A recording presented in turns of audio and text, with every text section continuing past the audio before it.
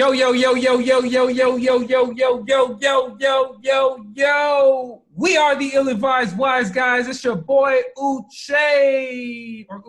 Uche. I got my boy Quince. QDZ.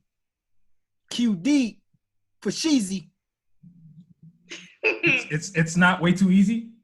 No, not today. All right, man. Come on, man. Times are hard, you know. Come on, man. You gotta give the people the regular thing. That's how they know you. They know you by freestyling horribly in the beginning of the show. For Sheezy. It's way too easy. Bars.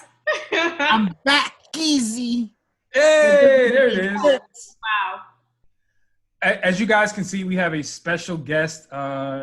She is a member of our team, a member of our operation. And I would like to kick this over to QD to do the proper introduction.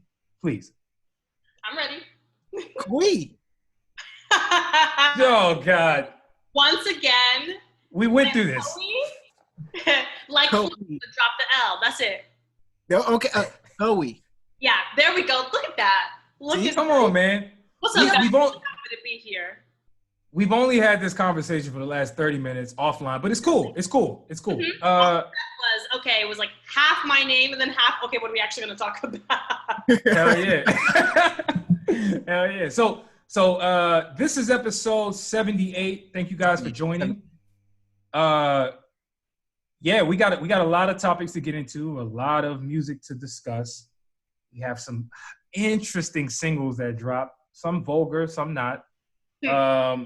But nonetheless, we're going to have Kui, who is also a podcaster, yes, chime in on some of these hot topics we got going on. But before we get into that, can you just let the people know what you do and what your podcast is all about? Yeah, guys, I'm a jack of all trades. I'm a writer, but I also am a podcaster. I have a podcast with a good friend of mine. Her name is Viette.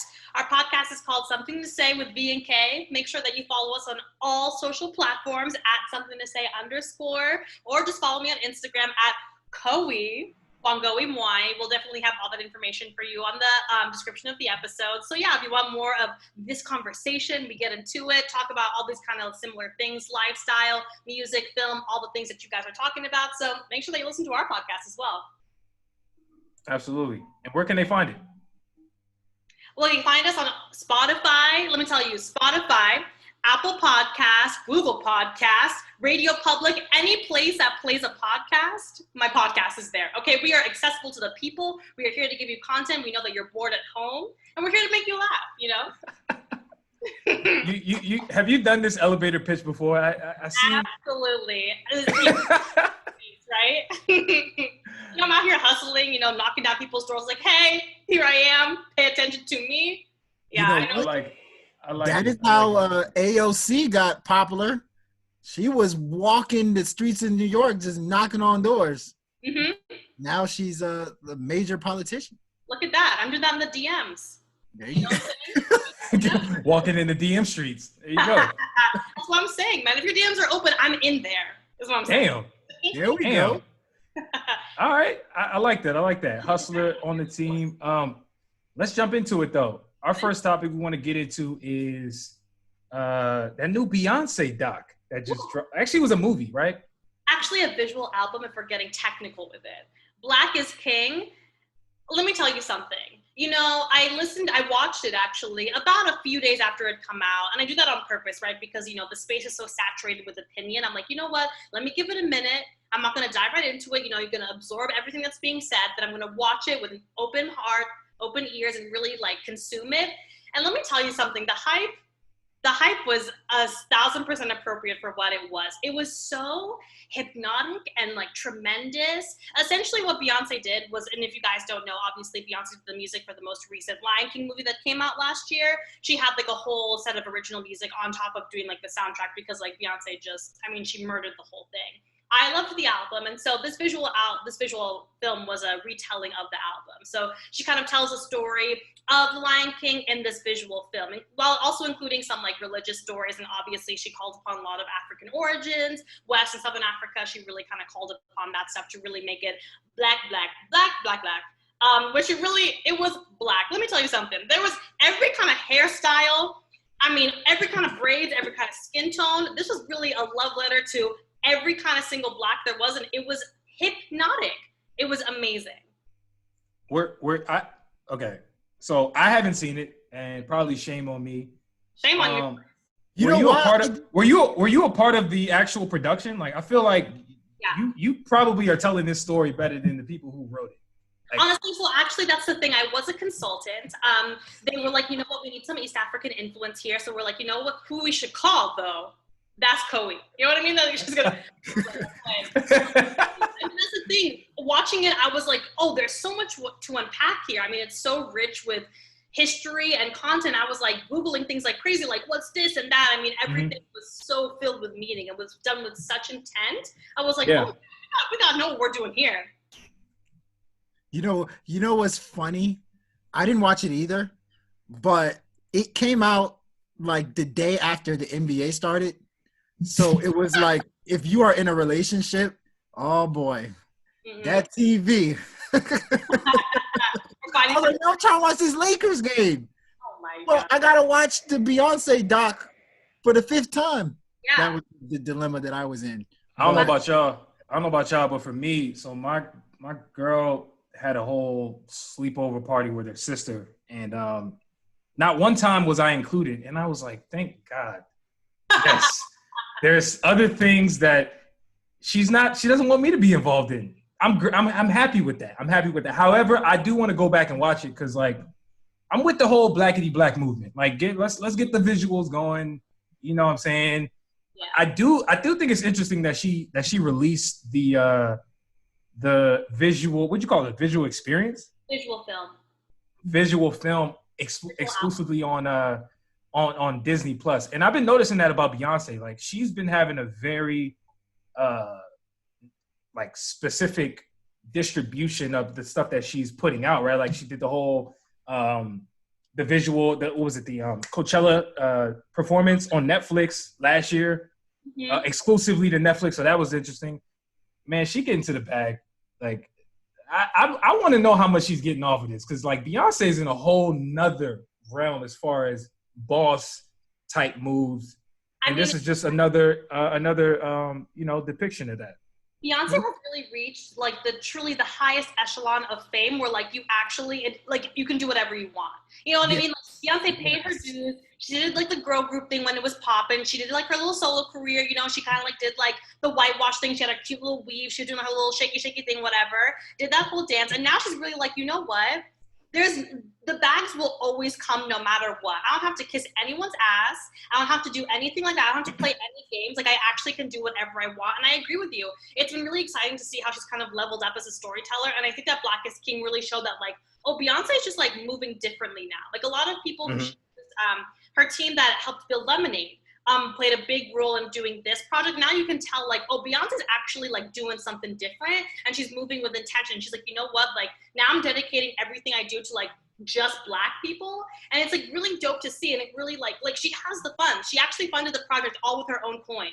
There was no she didn't sell the project. Like, it was fully from her own pocket. And look at that. I mean, and let me tell you something. This visual album was expensive. The hair budget alone is numbers I can't even think about. Like, it's numbers I can't even, my mind's like, I can't. We're just like, it makes me a little lightheaded. Like, I mean, it was, that was a pretty penny she spent. You know, you got that all back because Disney pays that good money.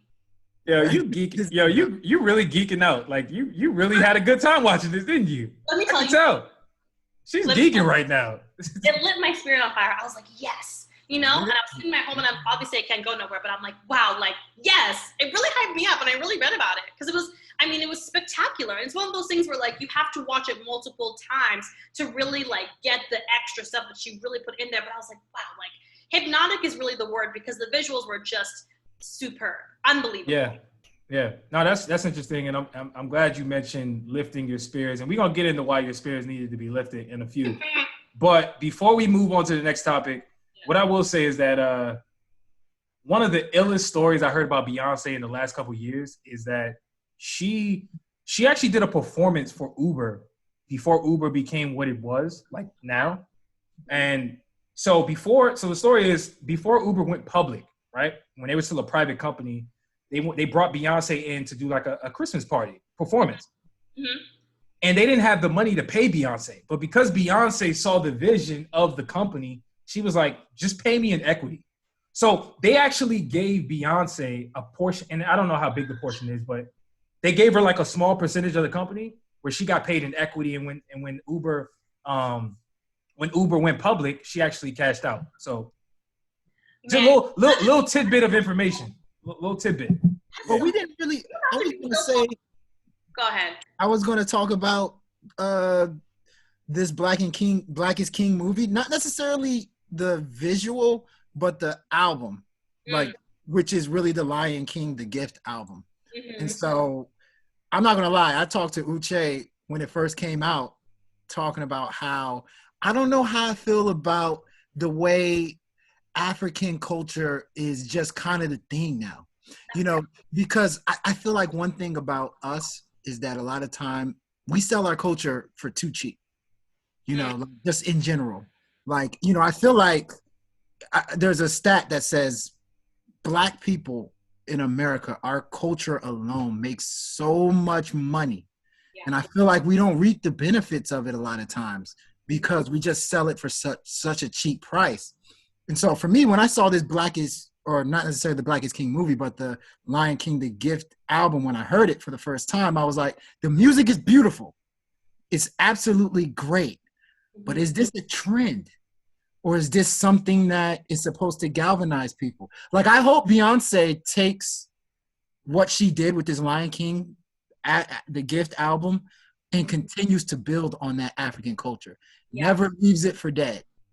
Always make sure you go back to it and embrace it, because a lot of African artists got an opportunity, which they were also on the movie. Mm-hmm.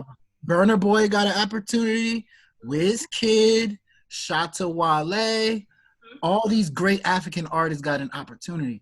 I just hope we don't neglect them when you know, African music doesn't get you know, as popular anymore to people. Yeah.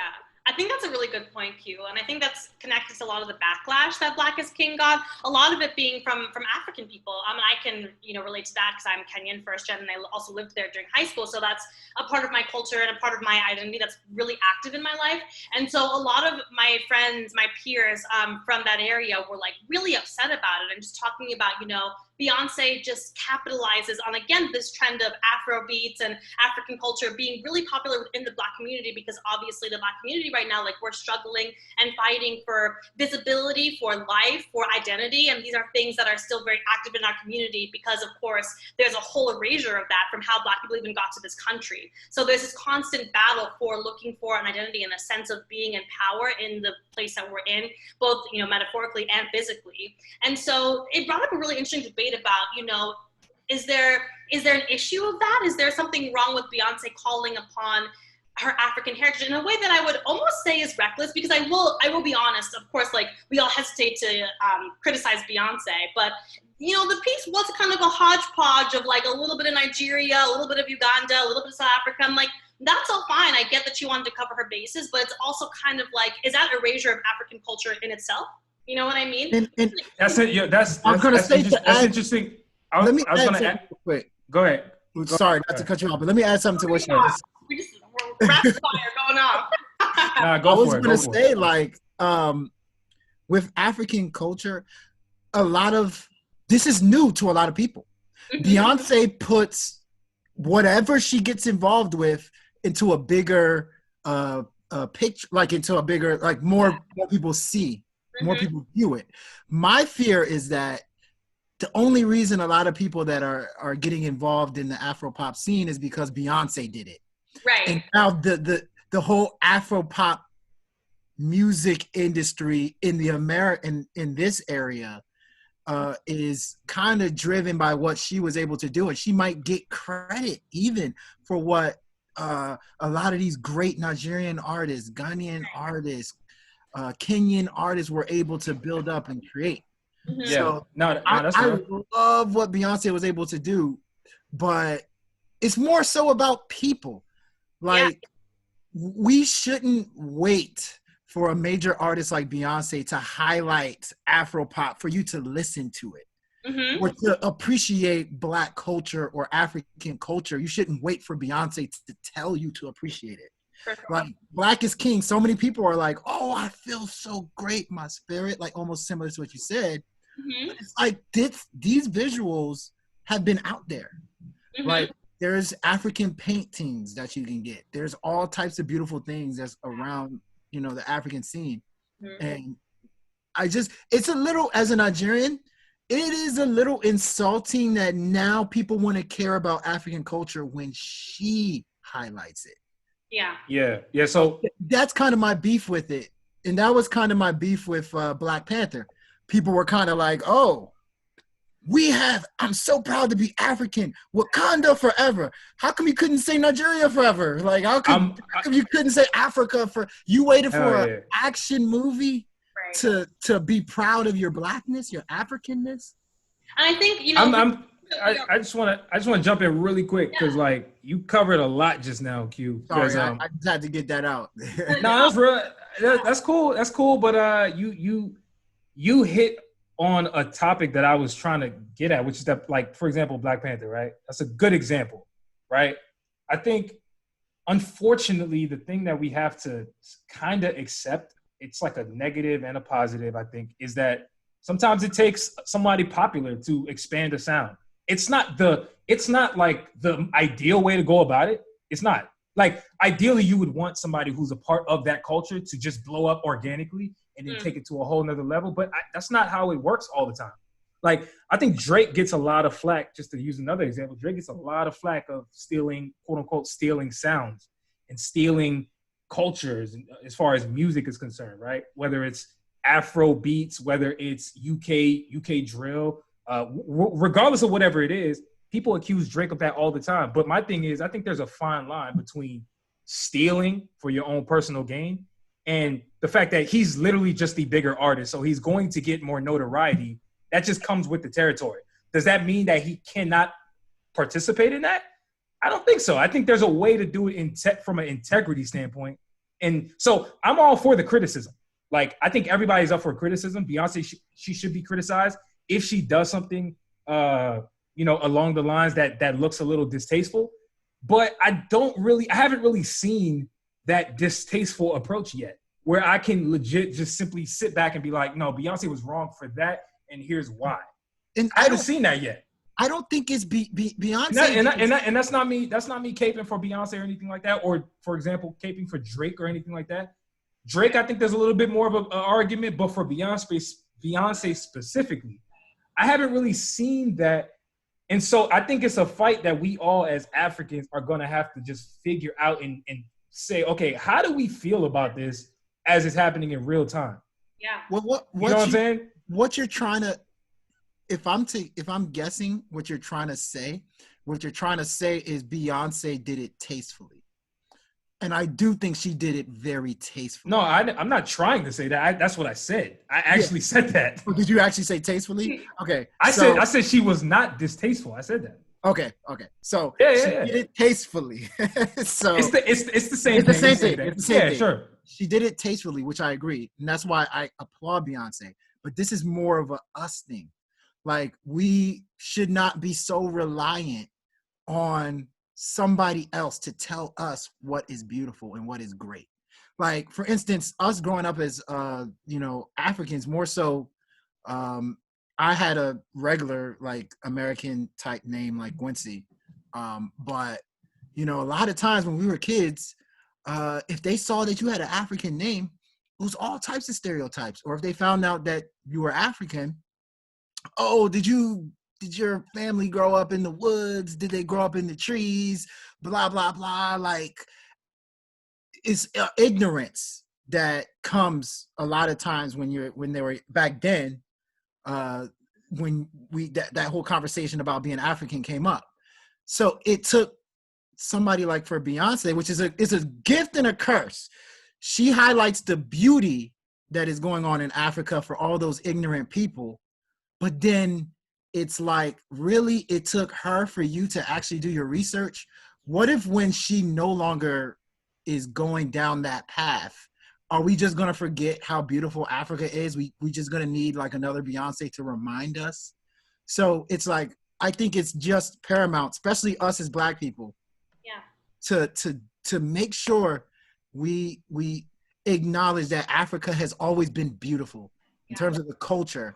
100%. Yeah. 100% has always. It was always like that. I say this all the time. I feel like Africa needs better PR.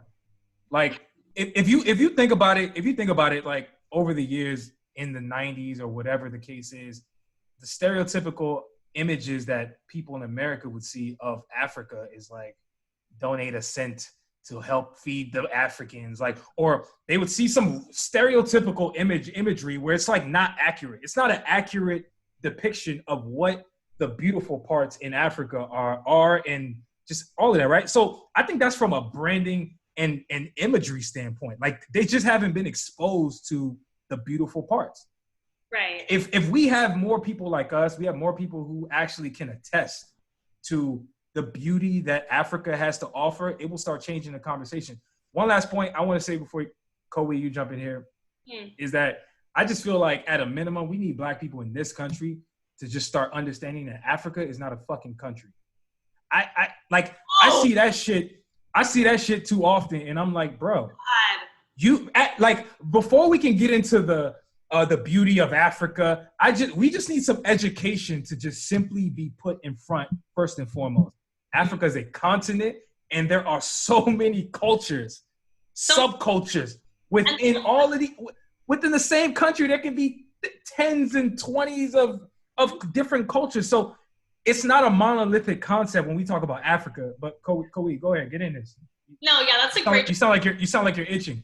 I'm itching, but that's a great jumping off point. I think, we are super lucky. And as I was watching this and after I thought about it more, I was like, man, I am so lucky that I know where I come from in like a meaningful way, where like I can trace back generations and be like, I came from this village, I came from this place, I'm this tribe, all of those things. I think, Quincy, your criticisms and your feelings are valid. And I think that, I watched this film with two different hats on. I had my Black American hat on, then I had my Kenyan hat on. And my Kenyan hat, when I was wearing that, I was like rolling my eyes like, yeah, of course, I get it. We're kings and queens and like all this stuff. And like, that's great, whatever. But like, there was nowhere where I saw Kenyan culture actually represented for like what it is and what it was. Like it just, you know what I mean? So that to me was an eye roll. When I put my Black American hat on and I thought about what's going on right now in the country and what Black Americans specifically need, then I was like, I see. I get the motivations behind it.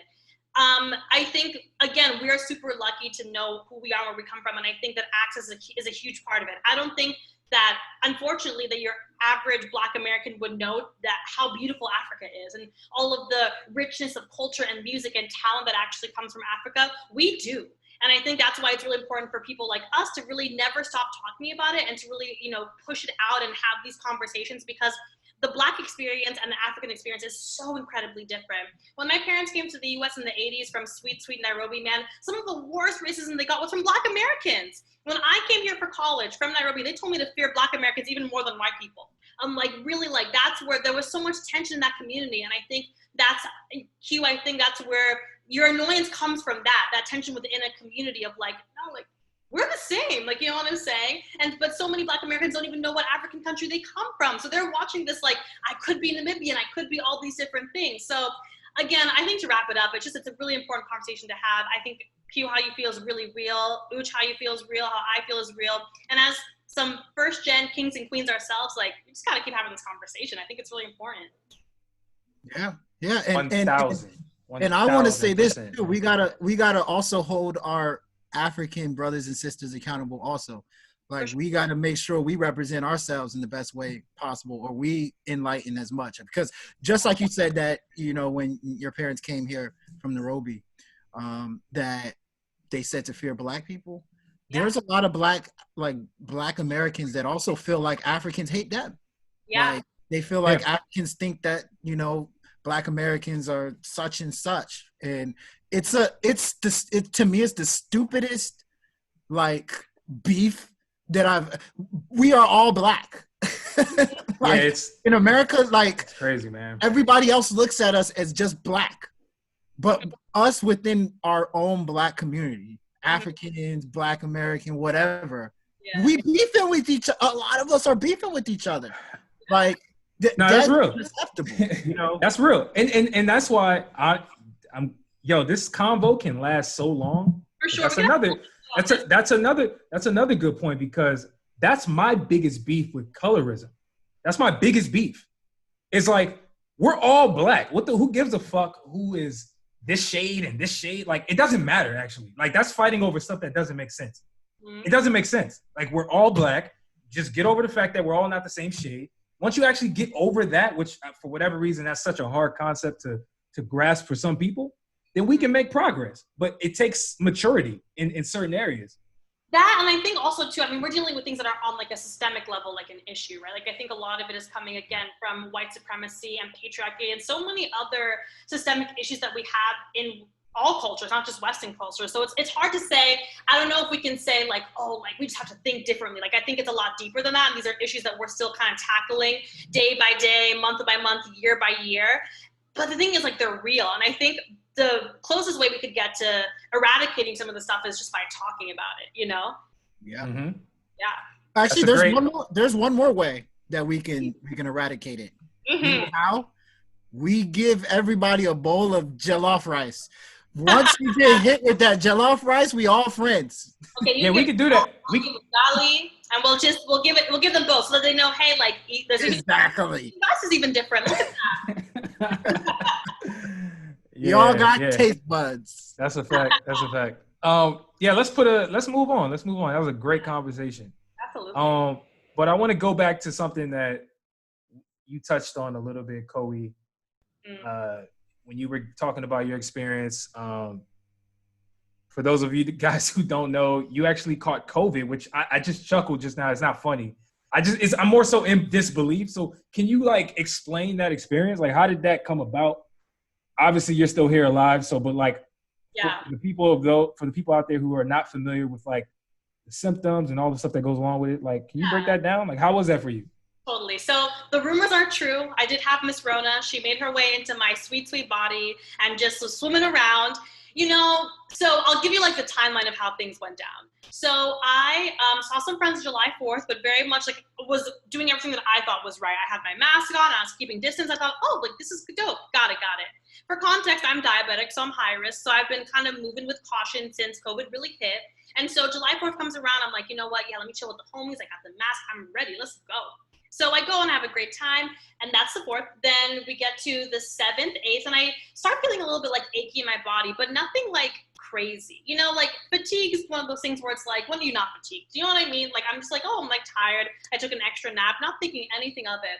The next day I wake up, it's now the 8th, and I'm like, okay, I have a little bit of a tickle in my throat, but again, not concerned. It's also allergy season, so you know what I'm saying? Like, things could be like popping off there, you know, felt a little bit tired, and I was kind of like, like, my roommate was coming back. She had been home for a couple of weeks prior. So I was like, you know what, let me just get tested just to cover my bases, just to be extra safe.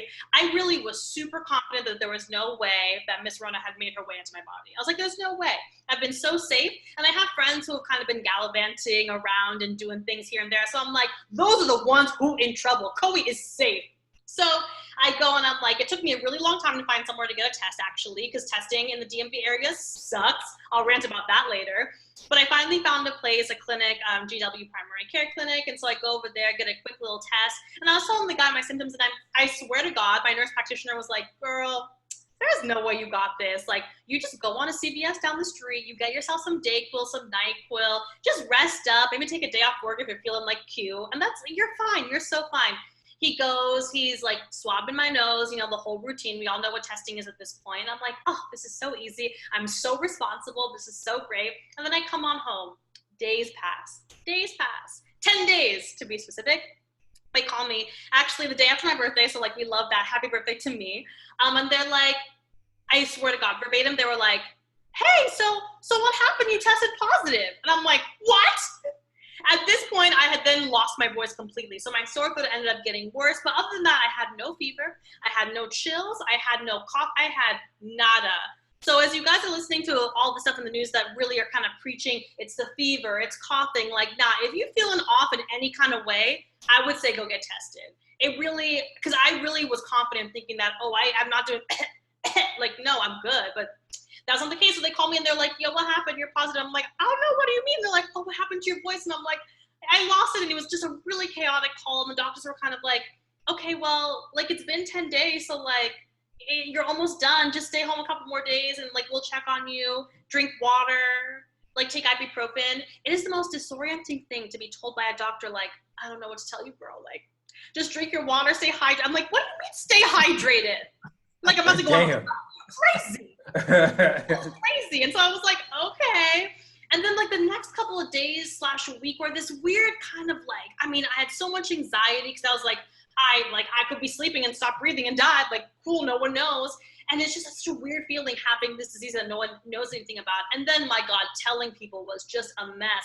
I had to tell my roommate. My roommate had to bounce to a hotel. She was already moving out, so that was a whole situation. And like that was going down. I had to tell my mom. My sweet parents are still in Kenya and South Africa respectively. So like, they're like, we don't know what to do. Like, are you going to the hospital? Like, it just was such a mess. People were so judgmental of like, where'd you go? How'd you get it? Like, you should be more serious about this. And I'm like, oh, if people actually knew that, like, on the spectrum of what people are actually doing out there, I really was on the side of like extra caution. These people would not know. And just like friends not knowing whether to check up on me or to give me space. And it was just weird. And then I didn't know what I wanted. So I was kind of like, yo, like, why aren't you texting me? But also like, don't text me. Really, really weird. So as that's all going on, I'm having an emotional spiral. The CDC, the Department of Health, they're calling me every day. They said, hey, 25-year-old DMV Black person, you are positive. Are you alive? And then I was like, yeah, I'm alive. They're like, okay, cool. Just want to check in. Like, they really were doing like life checks. So like, you know how there's like vibe checks? No, they were trying to say, are you alive, girl? Like, what's going on? The clinic. What the hell? No, crazy. It's so, you instantly. Wait, hold on. So they really addressed you as Black girl 25. No, did they really say that? They were just like, they had to verify my identity. So they're like, oh, was your name Kui Mwai? Yes. Are you 25? Got it. I thought you were being serious. I was like, damn, they really are ruthless out here. It was a little hyperbole, but yeah, no, I mean, it was their demographic information. They really were like, I need to know everyone that you've talked to in the last like 30 days, like everywhere. I'm like, damn, like it's really crazy. The clinic's calling me every day. They're like, how are you feeling? And I'm like, yeah, I'm chilling, whatever. I'm drinking my water. I'm drinking smoothies like crazy because I'm just like, now I'm just going off of blogs I'm reading saying, oh, you know, like blink at the sun twice and turn around 4 times to like cure this disease. Like just crazy. You know, there's nothing else to do. And so then it took a really long time to get to the actual nurse practitioner who gave me my test because everyone was telling me, because now like 14 days passed, 15, and I'm like, okay, like, am I okay? That's a weird thing too. Like, and I still don't really know like if I'm quote unquote okay. So I'm calling my nurse practitioner and he's not picking up because everyone's overworked and everything. And I finally, days later, get a hold of him and he's like, yeah, like, I don't know what to tell you, like, get tested in a couple of days and like see what happens. So I did that, got tested last Sunday. And now I'm waiting for my results still. It's been about a week. I don't know why I have such bad luck with these tests because I have other people in my life who get their test results in 2 days, 3 days. They even told me when I first got my original positive test that they would tell people who are positive first sooner rather than like the negative people. Yeah. I mean, that's a scam. I waited a whole 10 days. So here we are, we out here. I don't know if she's still in me. She could be. TBD. The jury's still out on that. It's crazy out here. No, the moral of the story is that is why we're doing a Zoom with you. just in case anybody was wondering. No, that hurts my feelings. I'm kidding. You know what's interesting? Glad you're all right. You know what's interesting? I was looking at the news. The news said that a lot of people that got coronavirus died of heart attack. They were like, the heart attacks they got was from the anxiety of having coronavirus. Yeah. That's what they linked it to.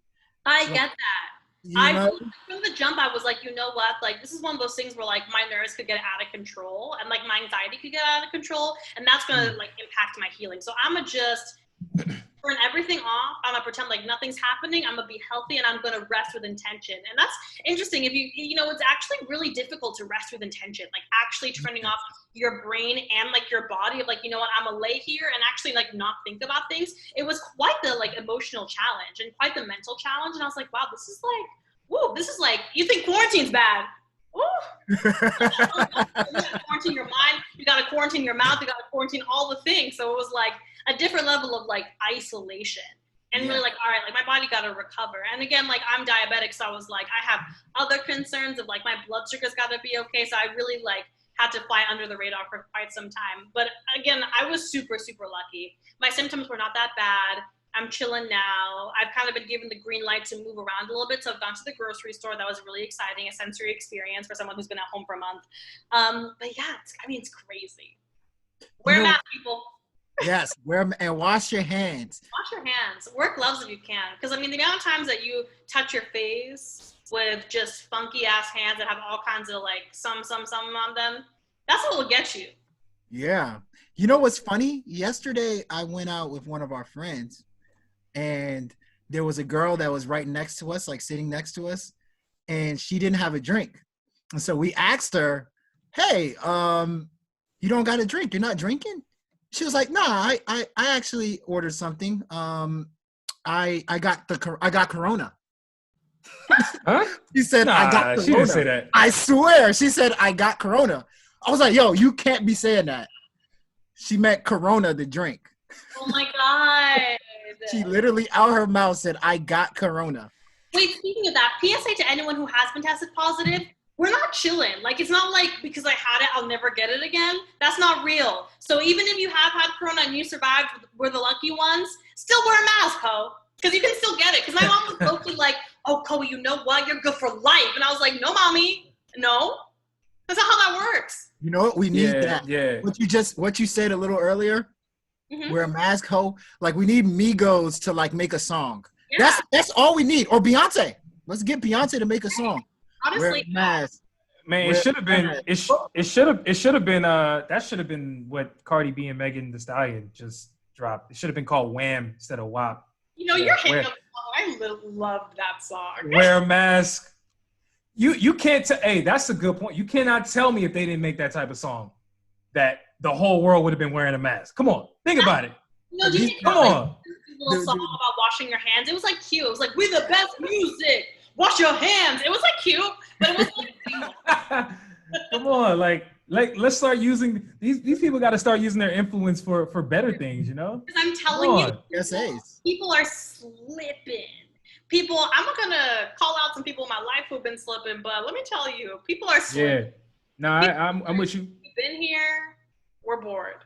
I see a lot of people doing craziness, and I mean, I think I've been pretty safe throughout this whole thing. I mean, I am pretty like intentional about wearing masks and all that. So Right. yeah, I mean, the other day I scratched my ass and forgot to wipe my hand. Woo. Wash my hand.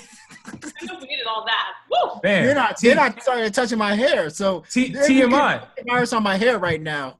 Hey, you were at home, right? Yes. All right, so I don't care. It don't matter then. It's all good. You can do whatever you want in your home. That's true. It's outside that is the real question mark. I mean, even when people were asking me like, yo, like, how'd you get it? That's the question that really like made me so angry. Because I'm like, dude, like, you have no idea actually how difficult it is to narrow down how you got something like this. It's like every time you touched a doorknob or you took a that's a fact. Like things like that. Like there's absolutely no way. That's why everyone's getting this shit. That's why you really can't play around. Like even now, I kind of go outside with gloves now a little bit more intentionally, or even like when I don't have gloves, using like my shirt or whatever to open the door, because it's like you have no idea.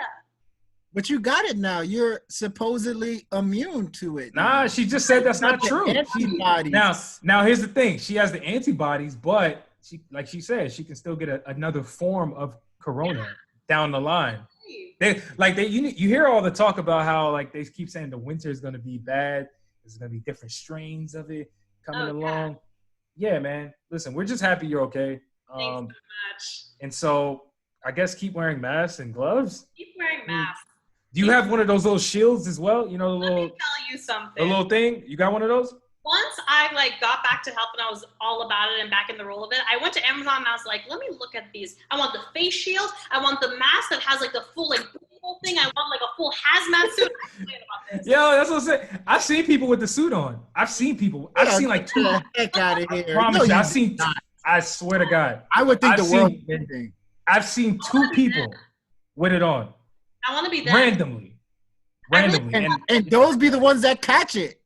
Yeah, you know what? Good. Let them keep the damn suit on. Don't dissuade the audience from being fully protected. Do y'all remember a few months ago before Corona was a thing when Naomi Campbell was flying somewhere and she had like a full hazmat suit because like coronavirus had kind of been like a thing in China, but it hadn't really gotten over here. I think about that often, how we really made fun of her, but now I'm like, damn, I'm trying to be like Naomi out in these streets. You think I'm one? You don't even know my face, nothing. Mm-hmm. That's a fact. That's a fact. Like I said, guys. Yeah. It might be too much, but I mean, it can't hurt, right? Listen. What do you want to get? Hurt. Corona? Wait. Which one do you want to get? Corona or heat stroke? Which one? I don't know, man. I don't know. That's a hard choice. It's a hard choice, man. Let's move on. Hey, keep in mind, Uch. There's no asymptomatic heat strokes. Are you sure about that? I don't know, man. I'm not sure. I think I'm immune to heat strokes. I'm hot. You can't feel Corona coming. I know. I didn't feel her coming and she was there. Oh, man. She was right there. Speaking of COVID, you know what I think is crazy? It is so wild to me that professional sports associations, I don't know sports, so this language is about to be all the way wrong, but like NBA, NFL, all these guys, like the fact that they're actually talking about having a season coming up is wild to me. What do you mean? We can't even test right in America. What do you mean?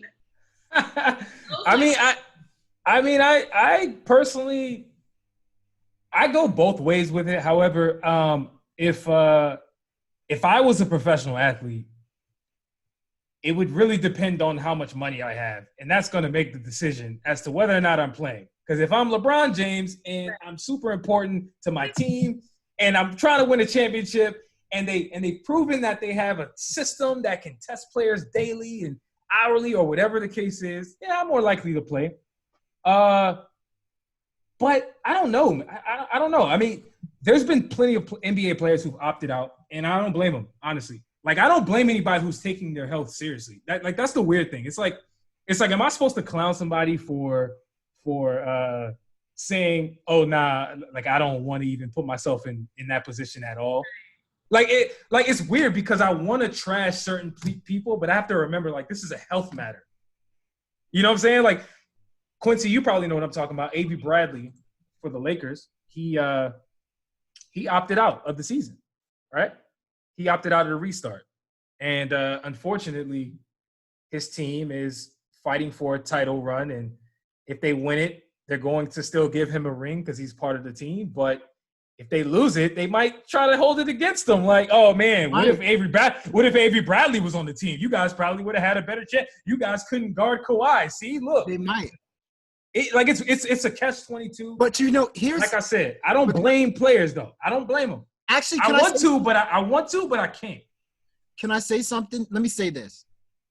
The NFL and baseball that's dumb. You're not going to get through a season letting your players go home after playing a game or getting on an airplane. As you know, like 2 teams has already had an outbreak. But if you really think about the NBA, is it really that bad? If anything, the NBA situation is the safest place in America right now. Because they're in a bubble. It's great. They're in a bubble. So, like, they're getting tested every day. No. Did you know they're getting tested twice? Some people are getting tested twice a day. I just found this out, like, the other day. Yeah, they're testing one of the insiders. Testing J.R. Smith and Tristan Thompson at least 3 times a day, maybe. I don't think they're testing them for corona. They might be testing them for something else, but that's a different point. Come on, low blow. I didn't even tell you what they're testing for. I just said they might be testing for other things. They still test players for drugs, Come on. See, you do know that, right? Okay, I do. Yeah, come on, don't take it there. That's not where I was going. You guys know tests are only 75% like accurate. So if they get the timing off, like somebody could be positive and like they could just, be swimming in the background, dribbling a little basketball, getting their sweaty hands on that sweaty ball, and then they're all contact. You know what sports can come back? Tennis can come back. Want to know why? Look at that. Look at that distance. All the way over there. Basketball, you're all up in something. That's crazy. That's true. That's crazy. Tennis could come back. That's fine. So let me get this straight. Q. So you're trying to tell me if there's if they don't come up with a bubble situation for NFL, you don't think it makes sense. That's what you're saying? So what if they did come up with a bubble situation like the NBA? Would it make sense then?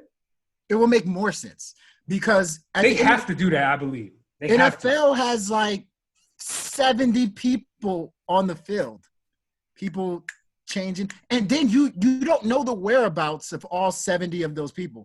One of them can be like, yo, I want to get something from Uber Eats. Coronavirus is on the Uber Eats. Yep. That you got. But then another thing too is, unlike the NBA and MLB, NFL has a lot of overweight people. Like NFL has a lot of people that are not necessarily in shape, like the big middle linebackers. They actually have to eat to stay like really big, and so yeah. They're probably more in shape than you. Okay, but no, I mean, no. Ooch, you know what I'm talking about. There's a lot of big. 100%. They're big as hell. A lot of them. A lot of them are big as hell. I'm just talking about conditioning wise. They're probably more in shape than you. Okay. I mean, no. I'm just being honest. Like, and I'm not. That's not me hating. I'm just think about it. They're on the field. They have to actually like be very active, right? Like, it takes a lot to be in the NFL, I would think, or even to play professional sports. Okay. Like, that takes a lot. So yeah, they might be big as hell. But come on, man, give them the benefit of the doubt. Give them the benefit. Okay. The benefit of the doubt, man. The thing is, okay, the fact of the matter, like how big they are, like let's say they're like 6 foot, 400 pounds, something like that. That means the harder it is to breathe. So if you get coronavirus, like that's something that attacks the lungs. So they have people, in my opinion, that are a lot more susceptible to the worst of the coronavirus, worse symptoms, than say an NBA person, than say a baseball person. You know what I mean? I see where you're going with that, and I don't know, man. We'll see what happens. We'll see what happens. It's crazy. I think if we're having such a hard time even just controlling like the country itself, like I don't know how we could be talking about sports right now. Like, it takes one person and that bubble is popped. That's it. It takes one person. We can't even account for our neighbors right now or our friends right now. There's no way we can account for a whole league of people. That's true. That's what I'm going to say about that. But we need it, though. We need sports. It keeps us alive. Does it? We do need. I think we do need sports. I mean, we need it for our morale. Some people who don't give a damn about sports are clearly not going to agree with us. Did you see what the Beyonce the what is it, Black is King album did for you? Yeah. Do you know what the Lakers game did for me? No. My spirit. I felt back.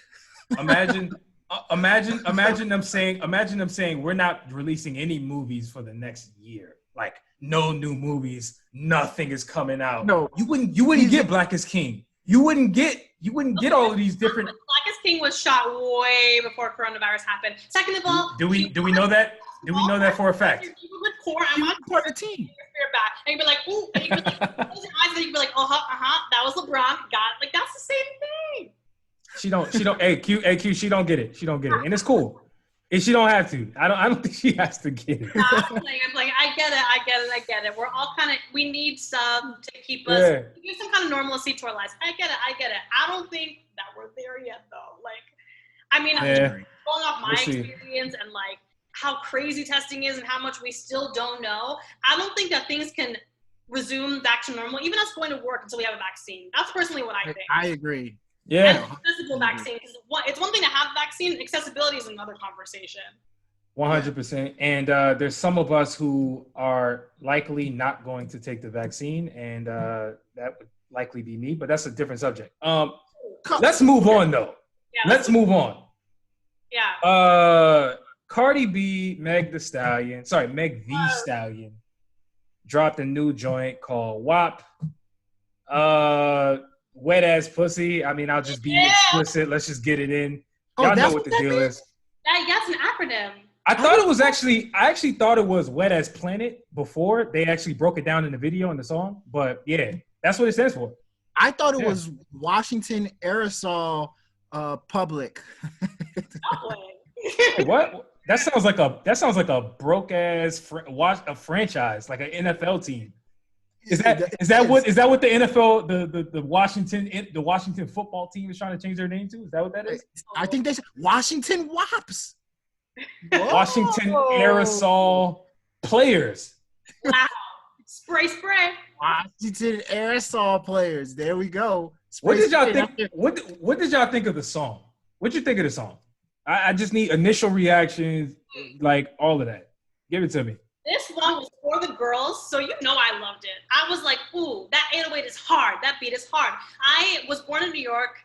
I like to claim New York as part of my being. So, like, I really like hard music. I love Cardi B for that because it's very, like, it's hard. It's New York. It's nitty-gritty. It's all that stuff. And I was like, yes, this is for the girls. First of all, even just seeing my girl Meg Thee Stallion, I'm like, look at her on 2 feet. We love to see it. I'm like, this was pre-shooting, so it was great to see it. I loved it. I loved the lyricism. I was like, man, yeah, this song is dirty. It's nasty. It made me feel fun and playful again, like I could go outside, but not going outside. You know what I'm saying? It made me feel like, ooh, it's summertime. Yeah, we're wearing less clothing. Yeah. I loved it.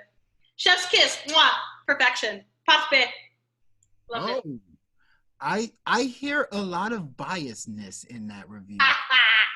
It was for me though. I'm their target demo and it worked. You know, I'm buying merch. I'm getting a gold chain that says like WAP on it. Yes, absolutely. I have a confession. While I don't believe that's the best song I've ever heard, it didn't have to be. Yeah. I cannot be the only one who got excited listening to this song. Like, I didn't see the first. What do you mean by excited? So I'll put it like this. The first time I experienced this song was through audio, right? I didn't see the video at all. Mm-hmm. So here I am listening to this new joint. It was like 12:30 a.m. And I'm like, okay, that's the song that dropped. And then halfway through, I'm like, but why am I sweating? Like, what? Like, I'm sweating. Like, what's going on? Like, is this normal? Like, I'm willing to bet I'm not the only person that song did something to. And let me not even tell you the experience I got when I saw the video. That's too raw for this show. Yeah. It was a decent song though. Can we stop? This is what I have to say. Let me be serious for a moment. We just stop? Here comes Uj Durant. No, seriously. Can we just stop, guys? Like, for a second. The song is good. But should it be like crowned like this? Like, can we have a serious conversation for once about how I feel like an old man right now ranting about the young girls getting their shit off? Like, why are the women that's getting their shit off? Why is that bothering me so much? Like, I cannot be the only person. Because black women can't have nothing. Black women can have nothing. Do you think that's what it is? You stepped right directly into that one. Wait, let me get this straight though. So black women can have it all. I'm with a black woman. I love black women. That's nothing. That's a done deal. Mm-hmm. But we're talking about they're overdoing it. Can we just be real? Like, the lyrics were a little bit too much. Like, come on. Just be honest. Just be honest, guys. Hey, Uch, the lyrics were provocative? Was it a little too provocative for you? Or was it just really inappropriate? It was guys, I'm just asking for the lyricism wasn't that bad. I feel like male rappers, they do the same. I don't think that you would think the same thing if it came from a man, and I think that with my chest. I believe that you love black women. I appreciate you. We'll be homies, but I think that's a little situation that one black woman might have about black women saying pussy and talking about their pussy. All right. So I like what you did there. I'm gonna sidestep that because number one, it's people like you that Hillary Clinton did not get elected president. It's people like you. You didn't want to see her in power. Look, I'm gonna be honest. Let's not turn this into a black woman conversation. That's not what this is about, guys. I see what you're doing there. You think you're slick. That's not what this is about. You alley-oop me though. You alley-oop me when you said alley-oop. But you missed the dunk. I disagree. No, I'm kidding. But no, seriously. I get what you're saying, and let me speak on it for real. Like, will Yeah. agree. Is it the best song I've ever heard? Is it just like a Kendrick Lamar level of like, whoa, lyricism, like all this stuff? No. But the messaging behind it, the power of the imagery, and just like something, I think it's so vital to bring fun and lightheartedness and unapologeticness to a demographic and to people right now. Like, we're all kind of feeling some things, you know what I'm saying? Some of us have Rona, some of us are feeling some things, you know? Things are heavy right now. I appreciated that this was just like a fun, freak nasty song, just to be like, you know what, girl? You might be going through it. You might have Miss Rona, but like, you still keep it cute. You know what I'm saying? And like, I love that for that. Like, the vibe of it is more what we're grabbing onto because of what is happening in the world and what just like lights the spirit. Like, yes. I'm not even gonna go back and forth with you. You guys got it. Can I say? You never asked me. Man, I'm so sorry, Q. What do you think about it? You got it. You got it. Everybody loves a wet ass pussy. That's what I will agree with. That's it. Everybody loves that, right? Am I wrong? Now you get it. Of course. So All right. So here's the thing, in more of a technical standpoint. You know what I noticed about Cardi B's music? A lot of times it takes some time for it to really resonate with you. Like, for people that are saying, which I've heard a lot of people say, they don't like this song. I thought it fell directly in line with the hits that Cardi B has been making throughout her career. It sounds like Money to me. It's along the same lines as Money. It's along the same lines as what else? The joint with Migos and her. Motorsport? Not the other one with Migos and her.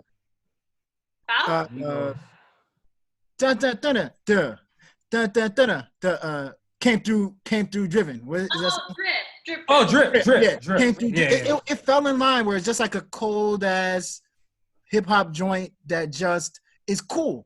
Like, somebody that's cool can make this. And it was just like Megan Thee Stallion and Cardi B, just cool, two cool ass women, just being free. But the song is called Wet Ass Pussy. What? Does that make you uncomfortable, Uche? Should we talk about that? I'm great. I'm just no. I feel amazing about the subject matter. That part I have no problem with.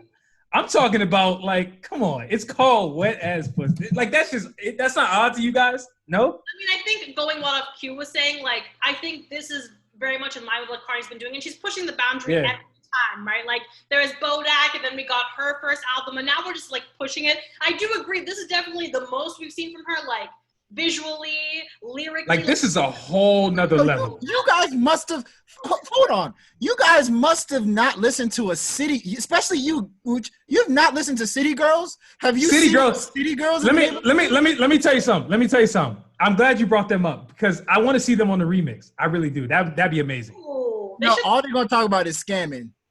Good. WAS, wet ass scamming. But if you thought this video was too much, did you see the video with City Girls and Cardi B? Like, that was which one? Twerk wasn't bad. I didn't think Which one? I think Press was worse than Twerk. Press was like, Cardi was fully naked. Oh, Twerk? Oh, yeah. City, that's what I'm saying. I got puberty twice. I got puberty again after I watched the video. The visuals, fam, the visuals for Twerk was incredible. Okay, so you think I was watching porn on YouTube. I never thought I would see that. Like, that was porn, as far as I was concerned. But yeah. Yeah, I think the visuals for WAP, there's like an artistry level to it. Actually, the same directed the All Right video. Kendrick's All Right directed this video. Oh wow. The artistry is unbelievable, but like, it does push the boundary. But yeah, I actually think, like, I don't know if Cardi did she do a video for Press? Yeah, she did do a video for Press. That one I thought was more like, quote unquote, vulgar than this one, because like Press, like, she's naked, and it's just her walking around talking about press. Like, it's just her walking around in courtrooms like naked. So like, that to me is like, because there's no purpose. Like, I thought WAP actually had like a black women excellence. Yeah. What was Press? Which, speaking of, I did want to talk about this a little bit. What is this uproar about Kylie Jenner? Like, she's. Oh, let's get into that. What's going on there? Like, why are people mad? I have no idea. I'll break it down. So Kylie Jenner was in 5 seconds of the video towards the end, and like Black Twitter just lit on fire saying, wow, is this Kylie? Wow, is this Kylie? Look at them stealing our culture again, blah, blah, whatever. Just getting real mad about it, making whole kinds of lists. Like it could have been Saweetie. It could have been Viola Davis. It could have been Queen Latifah. Like make it a whole Viola Davis? Come on, no. We're not doing Viola Davis in Wet Ass Pussy video. No. She can I draw the line there. I'm sorry. No. Absolutely not. I mean, even like Flo Milli, like there are so many lists that were made of who could have been in that like in that part versus Kylie Jenner. So I will say, like, my personal opinion, I understand why the blacks are angry. I hear you, blacks. I'm with you, blacks. I get it. But I think, like, from a business standpoint, Kylie Jenner got all the points. You know, she's a billionaire, as we all know. We talked about that last year, you know. She has, I mean, her and her family have, like, between all of them, have billions of followers on social media. And Kylie put that shit all over her Instagram. From a business standpoint, I get it. But I get where the blacks are bad. I get it. Because I'm just like, Normani was there. There was all like this. There was this great kind of call of, you know, fellow female rappers and R&B artists and pop stars who were there, all of color. And I'm like, dude, Kylie. So from that standpoint, like Kylie was like an eye roll, but also like gotta think of the money. Also, I just have one question. I just have one question. Sorry. Who? You guys all saw the video, right? Yeah. Who was the one girl? I didn't catch it because I was excited. Who was the one girl that was like twerking? And she like turned around and she was like doing some things on the ground. Do you remember? It was like towards the end. That was Normani. That was Normani? Yeah. Wow. That's all I gotta say. She looked real skinny there, actually. She looked a lot. Damn. But shout out. All right. Okay, Normani. Sheesh. Saweetie was in that video. Saweetie was one where I was like, oh, why didn't Saweetie get a call? Let me go ahead and look up Normani real quick. Go ahead, you guys. Sorry, continue the convo. So watch it's kind of interesting, right? Kylie with Megan Thee Stallion. Kylie was there the day that she got shot. So they're probably talking about weird. Mm-hmm. That's kind of interesting, right? The person that like one of the last. This is becoming like 2020 right now. Like we got to connect all these interesting dots. For sure. Look at Uch actually looking at. Do you know Normani's only 19 years old, Uch? Yeah, I'm saying you better stop using the word excited with Normani in the same sentence. Put your damn eyebrows down. Fam, that was normal. Wow. You know, there's a separate video on YouTube with just her part. I'll watch it after this episode. But anyway, all right, let's continue. That's freaks like you isolating things like that. I'm not mad at there's always shit on YouTube. I'm glad. Thank you guys. Thank you. Let me tell you, that video, if there's one thing I'm getting, it's my splits. I really was watching that like, ooh, let me just try and a little something. I was really like, if there's one thing I'm going to get, it's the splits. It's the splits. And did you see, speaking of split, did you see Meg the Stallion? That's what you're talking about, right? Did you see that split? Cardi. Everyone did the splits in that video. But Megan the Stallion's split was something to behold. Y'all didn't think that was camera trick? No. How could they do that here? Hey, see, now you're going against black. See, that's what the black woman hate right there. So a black woman can't do a split? Nobody could do a split. Wait. So black women can't do splits now. You didn't question Cardi. Cardi was splitting. You see that? See? You see that? That was camera trick too. Hey, look, if Kylie did a split, he wouldn't even question it. He would be like, "Oh yeah, of course she did a split." That's why y'all brought. That's why you need to be here. That's why you need to be here to really think. Check you guys because you really got some biases. Oh man, let's move on, man. This is hilarious. We got one last hot topic. Although, hey, this has been great. I want to talk about like just the deluxe albums, and we can kind of breeze through this a little bit. There's been a lot of deluxe albums that's dropped lately, and it's interesting because it feels like the deluxe album is not a new concept, right? Like we've always seen deluxe albums throughout the course of music. However, it's like trends in music come and go, right? Like just all of a sudden you'll just start seeing certain things in every video. And then you'll start seeing different products in every video. And then you'll start seeing different cars. Like it's like products and just things that you see in music has always been a trend. I've noticed that the deluxe version of albums has been a real thing. Yeah. I want to get you guys' thoughts on what you like, what you don't like. Do you want to see the deluxe albums go away? Do you think they have a place? What are your thoughts? Please share them. I would love to hear. So to me, so kind of like offline, what we were talking about, there's, when you think of the word deluxe in regards to an album, there's certain songs I want to hear. The type of songs I want to hear like fit the same sound as the original version. You know what I mean? Like, for instance, Rod Wave dropped the deluxe last Friday, yesterday, 2 days ago, whatever. And the deluxe songs actually sounded exactly like an extension of his original album.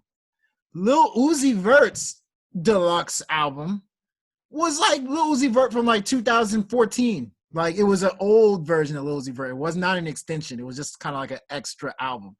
I don't necessarily like it like that. But at the same time, you know, for a lot of these people, it's hard to come out with an album. They got to go through all these loops. Like, they got to go through executive, get okayed, such and such. So I do think it is an opportunity for them to drop more music without having to, like, get, I guess, cleared in a sense. So I like it and I hate it, but I've not necessarily been liking the music, the quality, but I get the intent, which we can all appreciate.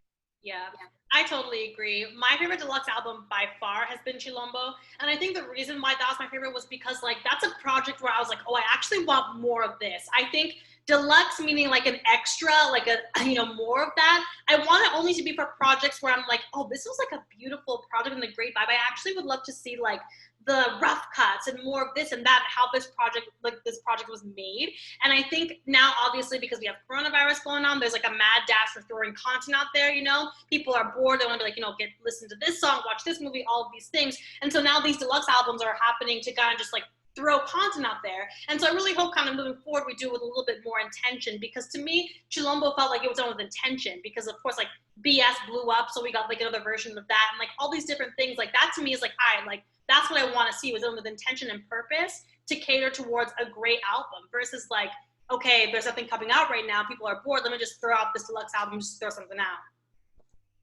Yeah, 100%. I think I really feel like it's also like a money grab. These artists, I mean, like you talked about it. I mean, it could be COVID related, like the fact that they're not able to go tour, right? Like, they're not making money off that. So like, hey, let's make more money off the music, right? Like, I know another thing that I've had an issue with recently is like the longer albums, right? Like, some of the albums have been very, very long, right? I'm not even getting into the deluxe right now. I'm talking about just albums being 25 songs. You know, I don't know if anybody else has picked up on those types of trends in music, but again, that's all related to streaming, right? Like, there's a whole science behind adding multiple or way more songs on your album, because it actually increases the sales, it increases the streams, it increases the overall impact and notoriety of the project. So from a deluxe standpoint, I don't need a deluxe from everybody. I don't. Not mad at every artist for releasing a deluxe. However, I would like to see more of a strategic way to kind of go about it. You know, I like the way Uzi did it. I thought his was interesting. Q, you talked about it. He kind of released an entirely new album. Like, that was different. Like, if you're gonna blow me away like that, like, okay, I'll accept that. I also like the way Gunna did it. Gunna dropped his Wanna Deluxe a couple weeks ago, or a week ago now. And he sprinkled in those newer songs with his older album. I thought that was an interesting way to let you digest the older music that came out in the first one. So with that being said, I don't necessarily want to see more deluxe albums. But if this is all strategic from a business standpoint, I guess I understand why they're doing it. But let's be. I'm cool on the deluxes though from everybody. But can we be real? Like for example, we're gonna talk about this later. I didn't need a deluxe from Rod Wave. I didn't need it. I was gonna say that. Can we be real that we are going to want deluxes from people that we love? Like, if Beyonce said, I'm gonna do a deluxe Lemonade album, oh, that is amazing. If Kendrick Lamar said, I'm gonna do a deluxe, like, okay, I welcome that. I do not want to see a deluxe from 42 Doug. Like, I do not want to see a deluxe from, like, I don't know, Soulja Boy or something like that. What about your favorite artist, T Grizzly? T Grizzly can do a deluxe because I can do another part 2 of his movie, his riveting dramas that he be coming out with. Hey, Taken, there was like 4 Takens, so why not keep his drama going? We can have the smartest part 2, man. But anyway, let's wrap this up though. Kui, it was great having you. We welcome you. We welcome you anytime you want to join the show and just take over again. It's cool. We love it. We love it. I had so much fun. I love being a little drop of estrogen in this little testosterone party. You guys are so fun. And be safe. I don't know if you have coronavirus or not. It's funny when I say it, but you can't say it. You know what